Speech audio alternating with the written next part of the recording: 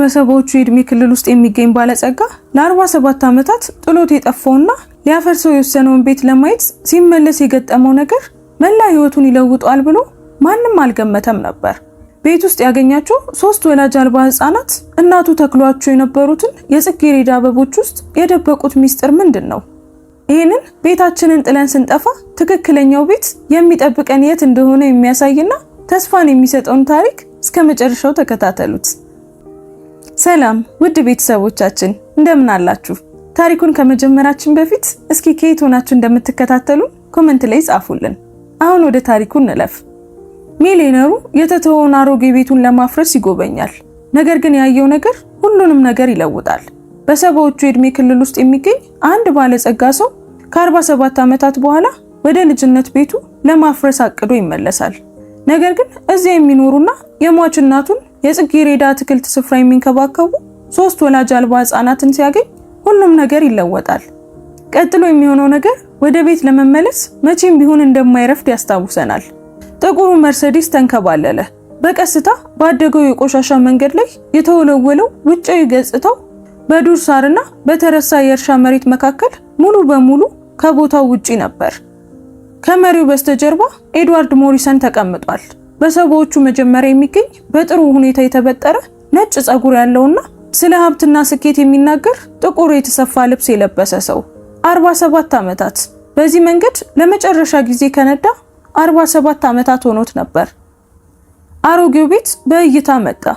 ነጭ ቀለሙ በረጅም ቁርጥራጮች እየተላላጠ መስኮቶቹ ተሰነጣጥቀው ወይም ሙሉ በሙሉ ረግፈው የፊተኛው በረንዳ በ10 ዓመታት ቸልተኝነት ሳቢያ ዝቅ ብሎ ተመለከተው። አረሞች ግቢውን ወረውታል። ምንም እንኳን አንድ ሰው ከመሰረቱ አጠገብ አበቦችን መትከሉን በመገረም ቢያስተውልም ጽጌረዳዎች ቀይ እና ቢጫ እና ሮዝ በፈራረሰው ነገር ላይ አብበዋል። ኤድዋርድ ቆመና እዚያው ተቀመጠ። እጆቹ መሪውን ጨብጠዋል። በተሳፋሪው ወንበር ላይ ያለው የማኔላ ፎልደር ሁሉንም ወረቀቶች ይዟል። የማፍረሻ ኩባንያው በሚቀጥለው ሳምንት ይደርሳል። መሬቱ ይጸዳል፣ ይከፋፈላል፣ ይሸጣል። ይህንን ተግባራዊ የሚያደርግ ነገር ነበር። ውድ የቆዳ ጫማዎቹ ወደ ለስላሳው ምድር እየሰመጡ ወጣ። ወደ ቤቱ ሲቃረብ ከህንጻው ጀርባ የሚመጡ ድምጾችን፣ የልጆች ድምጾችን ሰማ። ወደ ጎን ሲዞር ኤድዋርድ ባየው ነገር ደነገጠ። አንድ ጊዜ የእናቱ የአትክልት ስፍራ በነበረው ቦታ 3 ልጆች ቆመው ነበር። ትልቁ ከ11 እስከ 13 ዓመት አካባቢ ይሆናል። በእጆቹ ላይ አፈር ያለበት የቆዳ ቀለም ያለው ሸሚዝ የለበሰ ረጅም ልጅ። ከጎኑ አንድ ታናሽ ልጅ ቆሟል። ምናልባት ከ8 እስከ 10 ዓመት ይሆናል። የወይራ ቀለም ያለው ሸሚዝ ለብሷል። በቅርጫት ውስጥ አበቦችን ያስተካክላል። ትንሿ ደግሞ ከ5 እስከ 7 ዓመት የማይበልጣት ትንሽ ልጅ ነበረች። ቀላል ሰማያዊ ልብስ ለብሳለች። ትናንሽ እጆቿ በቀለማት ያሸበረቁ አበቦች የተሞላ ቅርጫት ይዘዋል። ለስሮቹ ጥንቃቄ ማድረግ አለባችሁ፣ ትልቁ ልጅ ለሌሎቹ ይናገር ነበር። እማማ ትላለች፣ አለበለዚያ በሚቀጥለው ዓመት ተመልሰው አያድጉም። ይቅርታ አለ ኤድዋርድ በጠንካራ ድምጽ። 3ቱም ልጆች ዞር አሉ። አይኖቻቸው ፈጠጡ። ትንሿ ልጅ ወደ ታላላቅ ወንድሞቿ ተጠጋች። ትልቁ ልጅ ቀና አለ። ልንረዳው እንችላለን ጌታዬ። እዚህ ምን እያደረጋችሁ ነው? እዚህ ነው የምንኖረው በቀላል አነጋገር ተናገረ። ደህና ውስጥ አይደለም፣ ውስጡ ደህንነቱ የተጠበቀ አይደለም፣ ግን እዚህ የአትክልት ቦታውን እንንከባከባለን፣ ሁሉንም ነገር። ኤድዋርድ ፊቱን አኮሳተረ። እዚህ ነው የምትኖሩት? ወላጆቻችሁስ የት ናቸው? ልጆቹ እርስ በርሳቸው ተያዩ። የትንሿ ልጅ አይኖች በእንባ ረጠቡ። እኛ ብቻ ነን አለ ትልቁ ልጅ። ለተወሰነ ጊዜ እኛ ብቻ ነን የቆየነው። የኤድዋርድ መንጋጋ ጠበቀ። እዚህ መቆየት ከጀመራችሁ ምን ያህል ጊዜ ሆኗችኋል? 8 ወር ገደማ። እማማ ከሞተች በኋላ ሊለያዩን ነበር። ወደ ተለያየ ማሳደጊያ ቤቶች ሊልኩን ነበር። እኔ ጁሊያን ነኝ። ይህ ወንድሜ ዜቪየር ነው። እሷ ደግሞ እህቴ ብሪያና ናት። እኛ ቤተሰቦች ነን። አብረን እንቆያለን። ስለዚህ ጠፍታችሁን የመጣችሁት ማለት ነው? ጁሊያን አንገቱን ቀና አደረገ። ቤት አገኘን። ይህ ቦታ ባዶ ነበር፣ የተተወ ነበር። ማንም እዚህ አይጎዳንም። ኤድዋርድ እንደገና የአትክልት ቦታውን ተመለከተ። ንጹህ የአትክልት ረድፎች፣ በጥንቃቄ የተያዙ የአበባ አልጋዎች፣ ቅመማ ቅመሞችም ጭምር ነበሩ። እነዚህ ልጆች እዚህ የሆነ ነገር ፈጥረዋል። አበቦቹ አለ ኤድዋርድ። ድምፁ እየራቀ ነበር። ለምን አበቦቹ? ብሪያና ጠየቀች። ድምጿ ትንሽ ግን ግልጽ ነበር። ምክንያቱም ቤቶቹ አበቦች ሊኖራቸው ይገባል። እማማ ሁል ጊዜ ትናገር ነበር። አበቦች አንድ ቦታ ሰዎች ስለሱ እንደሚያስቡ እንዲሰማ ያደርጋሉ። እንደዛ ትል ነበር። ኤድዋርድ በድንገት በዓይኖች ውስጥ የመጣውን እርጥበት ለመደበቅ ሲል ቤቱን ለማየት ዞር አለ። እዚህ ያደገው የሳራና የሮበርት ሞሪሰን ብቸኛ ልጅ ሆኖ ነበር።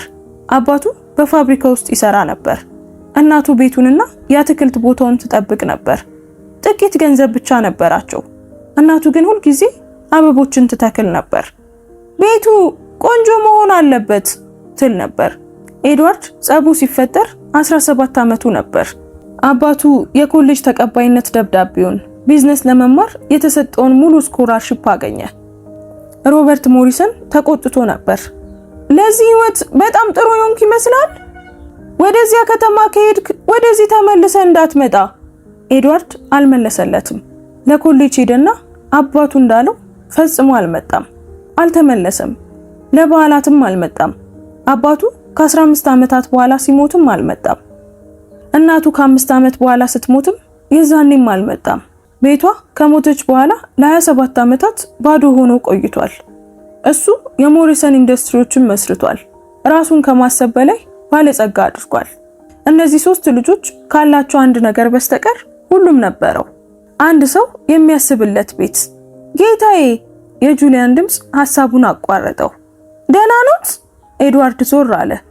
ይህ ንብረት የኔ ነው። በዚህ ቤት ውስጥ ነው ያደግኩት። የልጆቹ ፊት ጠቆረ። የጁሊያን ትከሻዎች ዝቅ አሉ። እንሄዳለን፣ ዕቃዎቻችንን እንሸክፋለን። ዝም ብለው ግን አንድ ቀን ሊሰጡን ይችላሉ? ለምን ግን የዚህን ያክል ጊዜ ባዶውን ትተውት ሄዱ? ሲል ዜቪየር ጠየቀ። የእርሱ ከሆነ ለምን አልተንከባከቡትም? ጁሊያን አፈጠጠበት። ተገቢ ጥያቄ ነው አለ ኤድዋርድ።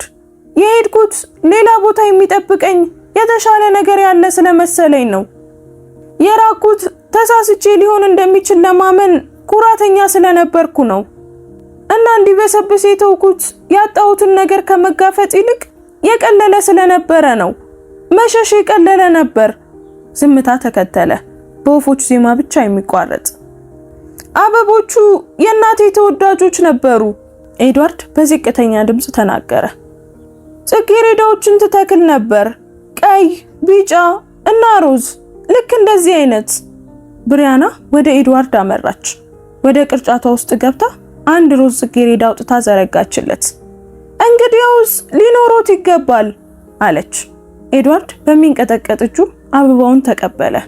የእናቱን ጽጌረዳ ለመጨረሻ ጊዜ የያዘው የ16 ዓመት ልጅ እያለ በዚህ የአትክልት ስፍራ ውስጥ ሲረዳት ነበር። ዝም ብለህ አስታውስ ልጄ፣ ስሮች የት እንዳሉ ከረሳ ስኬት ምንም ማለት አይደለም። ይህንን እንደ ተራ የገጠር ጥበብ ቆጥሮት ነበር። አሁን ከሱ በተሻለ ቤት ምን እንደሆነ በተረዱ በ3 ወላጅ አልባ ህፃናት የተከበቡትን ጽጌረዳዎች ይዞ በመጨረሻም ቀላል ጥበብ እንዳልነበር ተረዳ። እንዴት ነው እዚህ ልትቆዩ የቻላችሁት? ምግብና ውሃ ከየት ነው የምታገኙት? ጁሊያን ወንድምና እህቱን ተመለከተ። ከኋላ አሁንም የሚሰራ ጉድጓድ አለ። ውሃውን እናጣራዋለን። ለምግብ የምንችለውን እናመርታለን። እኔ ደግሞ በከተማ ውስጥ ጥቃቅን ስራዎችን እሰራለሁ። ጠንክረ ከሰራ ማንም ጥያቄ አይጠይቅህም። አሁን የመጽሐፍ ምዕራፎችን ማንበብ እችላለሁ፣ ብሪያና ጨመረች። ጁሊያን ያስተምረናል፣ ኤድዋርድ ፊታቸውን እያየ ተናገረ። ዛሬ የመጣሁት ማፍረሻውን ለማጠናቀቅ ነበር። ወረቀቶቹ በመኪናዬ ውስጥ ናቸው። ሰራተኞቹ ለሚቀጥለው ሳምንት ቀጠሮ ተይዞላቸዋል። የብሪታንያ አይኖች በእንባ ተሞሉ። ዜቪየር ወደ ጁሊያን ተጠጋ። እሺ ገብቶናል አለ ጁሊያን በጽናት። ይህ የእርሶ ንብረት ነው። እስከ ነገ ጠዋት እንሄዳለን። የት ነው የምትሄዱት? የሆነ ነገር እናመቻቻለን። ሁልጊዜም እንደምናደርገው እንሄዳለን። የልጁ የግዳጅ በራስ መተማመን ኤድዋርድ በዚህ እድሜ የነበረው ራሱን የሚያይ መሰለው። ሁልጊዜም እርግጠኛ፣ ሁልጊዜም ኩራተኛ፣ ሁልጊዜም ብቸኛ። አይ አለ ኤድዋርድ። አትሄዱም። ልጆቹ ግራ በመጋባት ተመለከቱት። አትሄዱም ኤድዋርድ ደገመው። አሁን ግን በጠንካራ ድምጽ ነበር። ይህንን ቦታ ከ47 ዓመት በፊት ትቼው ሄድኩ። አስፈላጊ ነው ብዬ ያሰብኩትን ነገር አደረግኩ። ሀብት ገንብቻለሁ፣ ነገር ግን እጅግ በጣም ጠቃሚ የሆኑ ነገሮችን አጥቻለሁ። እያንዳንዱ ልጅ ተመለከተ። እናንተ ግን እኔ የረሳሁትን ነገር ተረድታችኋል። ቤት ህንጻ ብቻ አይደለም፣ ስለሚንከባከቡት ሰዎች ነው። ስልኩን አወጣ። ጥሪዎችን እያደረግኩ ነው። መጀመሪያ ማፍረሻው ትዕዛዝ እንዲሰረዝ ለጠበቃዬ እደውላለሁ። ቀጥሎም ለግንባታ ኩባንያው ይህንን ቤት በአግባቡ እንዲያድሱ ትነግራቸዋለሁ።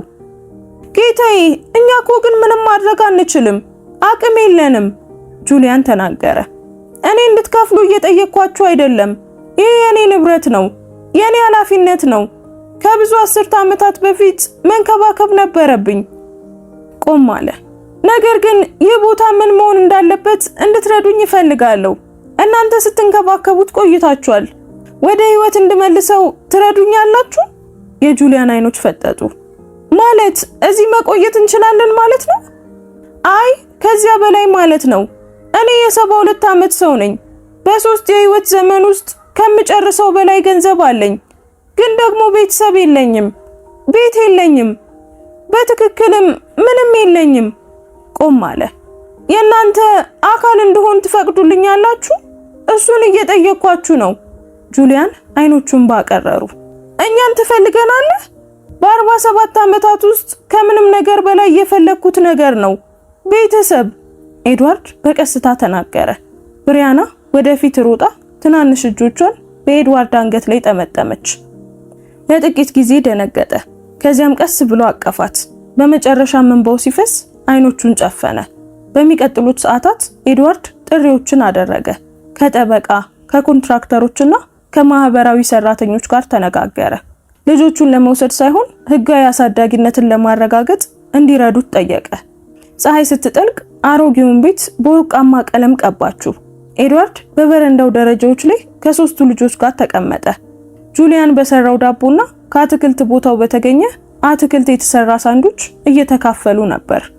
አንድ ነገር ላሳዩ ትችላለህ? ጁሊያን ቀስ ብሎ ጠየቀ።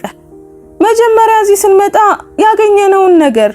ወደ ውስጥ ገብቶ ባሮጌና በአቧራ የተሸፈነ ትንሽ የእንጨት ሳጥን ይዞ ተመለከተ። ይህንን ፎቅ ላይ ያገኘነው አስፈላጊ ሊሆን የሚችል ማንኛውንም ነገር መጣል አልፈለግንም። ኤድዋርድ ሲከፍተው እጆቹ ተንቀጠቀጡ። ውስጥ የወላጆቹ ፎቶግራፎች ነበሩ።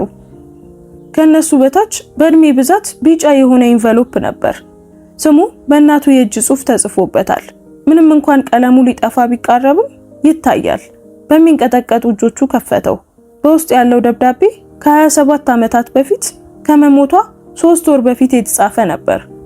ውድ ኤድዋርድ፣ ድምፁ እየተንቀጠቀጠ ጮክ ብሎ አነበበው። ይሄንን መቼ እንደምታነበው አላውቅም። አባት ጠንካራ ሰው ነበር። የማይገቡ ነገሮችን ተናግሯል፣ ግን ደግሞ ይወድህ ነበር። እንድታውቀው ስለምፈልግ ነው የምጽፈው። በአንተ አፍሬ አላውቅም፣ ለአንድም ቀንም ቢሆን። በመካከላችን ርቀት ቢኖርም በሆንከው ነገር ኩራት ይሰማኛል። በዚህ የጸደይ ወቅት እንደገና ጽጌረዳዎችን ተክያለሁ። አንድ ቀን የሆነ ሰው አግኝቷቸው እንደሚንከባከባቸው ሳስብ እጽናናለሁ። ምናልባት አንተም ልትሆን ትችላለህ። ህይወት ወደዚህ ከመለሰ ትንከባከባቸዋለህ። ይህ ቤት በአጥንቶች ውስጥ ብዙ ፍቅር አለው። ኤድዋርድ፣ ወደ ቤት የምትመለስበትን መንገድ ካገኘህ እንደማይዘገይ አስታውስ። ወደ ቤት ለመመለስ መቼም ቢሆን አይዘገይም። ሁልጊዜም የምትወድህ እናትህ። የኤድዋርድ ድምጽ ተቆራረጠ። ብሪያና ምንም ቃል ሳትናገር ጭኑ ላይ ወጣች። ዜቪየር ተጠግቶ ትከሻውን ተደገፈ። ጁሊያን ከጎኑ ተቀመጠ። እጁን ክንዱ ላይ አደረገ። ታውቅ ነበር፣ ኤድዋርድ በሹክሹክታ ተናገረ። አንድ ቀን እንደምመለስ ታውቅ ነበር እና እናንተ ሶስታችሁ የእርሷን አትክልት ስፍራ በህይወት አቆያችሁት። ግን አናውቅም ነበር፣ ጁሊያን በቀስታ ተናገረ። አንድ ሰው ሊንከባከበው ይገባል ብለን አስበን ነበር። እንደገና ህይወት ሰጣችሁታል። ኤድዋርድ 3ቱንም ልጆች አቅርቦ አቀፋቸው። ወደ ቤት እንድመለስ ምክንያት ሰጣችሁኛል። እድሳቱ በሚቀጥለው ሳምንት ተጀመረ። ኤድዋርድ ልጆቹ በእያንዳንዱ ውሳኔ ላይ እንዲመክሩ አጥብቆ ጠየቀ። ኦሪጂናል የሆኑትን ሰፊ የእንጨት ወለሎች ጠበቁ። አሮጌዎቹ መስኮቶች ሊድኑ የሚችሉ ነበሩ። እናቱ የእሁድ ራት የምታበስልበት የድንጋይ ምድጃም አልተነካም ነበር። ነገር ግን አስፈላጊ ዘመናዊ ነገሮችን ጨመሩ። የውሃ ቧንቧ፣ ኤሌክትሪክ፣ ማሞቂያ፣ ትክክለኛ ኪችን። ኤድዋርድ ለመጀመሪያ ጊዜ ወደ አሮጌው ቤት ከተመለሰ ከ6 ወራት በኋላ ዳኛው ህጋዊ አሳዳጊነትን ሰጡት። በዚያ ምሽት አዲስ በታደሰው ኪችን ውስጥ እራት በሉ። ለእናንተ የምሰጠው ነገር አለኝ። ኤድዋርድ 3 ኢንቨሎፖችን አወጣ። በእያንዳንዱ ውስጥ ሙሉ በሙሉ የተደገፈ የኮሌጅ ፈንድ አካውንት ነበር። እነዚህ ለወደፊት ህይወታችሁ፣ ለህልማችሁ የሚሆኑ ናቸው። ጁሊያን፣ በመረጥከው ቦታ ምህንድስናን ትማራለህ። ዜቪየር፣ ምናልባትም ጸሐፊ ልትሆን ትችላለህ። ብሪያና፣ መሆን የምትፈልጊውን አንቺም ትሆኛለሽ። ግን እኮ ይህ በጣም ብዙ ገንዘብ ነው። ጁሊያን በሹክሹክታ ጠየቀ። የረሳሁትን ነገር ላስተማሩኝ 3 ሰዎች የተደረገ ኢንቨስትመንት ነው። የምታካፍለው ሰው ከሌለ ሀብት ምንም ማለት እንዳልሆነ ይገባሃል። ብሪያና ጭኑ ላይ ወጣች። አሁን አንተ አያታችን ነህ? ኤድዋርድ በዓይኖቹ ውስጥ እንባ ተሰማው። ከፈቀድሽልኝ የኔ ጣፋጭ። ውድ ቤተሰቦቻችን የዛሬው ታሪካችን ይህንን ይመስል ነበር። ታሪኩን እንዴት አገኛችሁት? ታሪኩ ልባችሁን ከነካው አሁንም ድረስ ደግነት አለ ብላችሁ የምታስቡ ከሆነ ላይክ አድርጉት፣ ኮሜንት ላይም ጻፉልን። እንደዚህ አይነት ታሪኮችን የምታገኙበት የዩቲዩብ ቻናላችንንም ሰብስክራይብ አድርጉ። እናመሰግናለን። ቸር ቆዩ።